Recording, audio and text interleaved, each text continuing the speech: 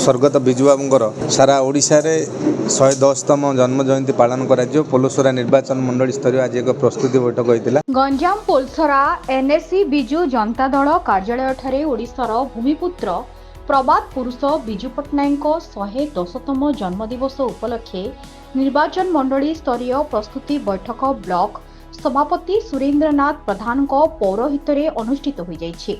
बैठक में पूर्वतन मंत्री श्रीकांत साहू जोग दैछन्ति।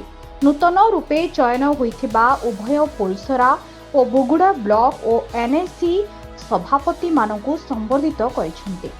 जनप्रतिनिधि एवं बिजु जनता दलर सक्रिय कर्मकर्ता माने उपस्थित थिले। हमर पोलसरा बुगुड़ा रे दुईटी जगह रे बिजु बाबूंकर जन्म जयंती पालन करिया पय निष्पत्ति हैला। बुगुड़ा ठारे एवं पोलसरा ठारे एवं ओडिशार पूर्वतन मुख्यमंत्री आम दलर सभापति श्रीयुक्त नवीन पट्टनायक निर्देश क्रम एप्रुव अनुसार जो एनएससी नगर एवं ब्लॉक जो सभापति संपादक चयन होते से भी आज संबर्धित करागला।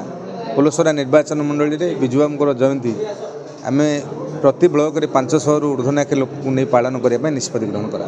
पोलसरा निर्वाचन मंडल स्तर प्रत्येक जनप्रतिनिधि उपस्थित आमको दल तरफ संबर्धित कर समस्त कृतज्ञता शुभेच्छा जनाऊँ।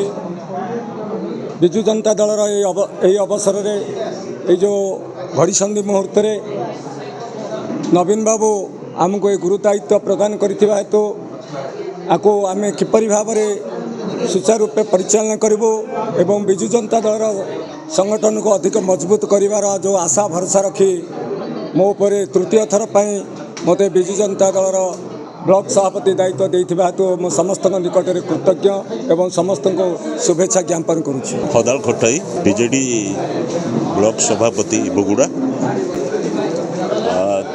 बिजु बाबूंकर 110तम जन्म शतवार्षिकी जमती बहुत संख्यार योगदान कर आम पालन करने आज प्रस्तुति बैठक करूँ एवं से प्रबाद पुरुष को नहीं जो प्रकार व्यतिव्यस्त भाव विरोधी दल विरोध कर परिसमाप्ति करने आम आज संकल्पबद्ध जोटा कि 5 तारिख दिन मार्च 5 तारिख से दिन आम समस्त एकाठी देखा देवाक चाहूँ।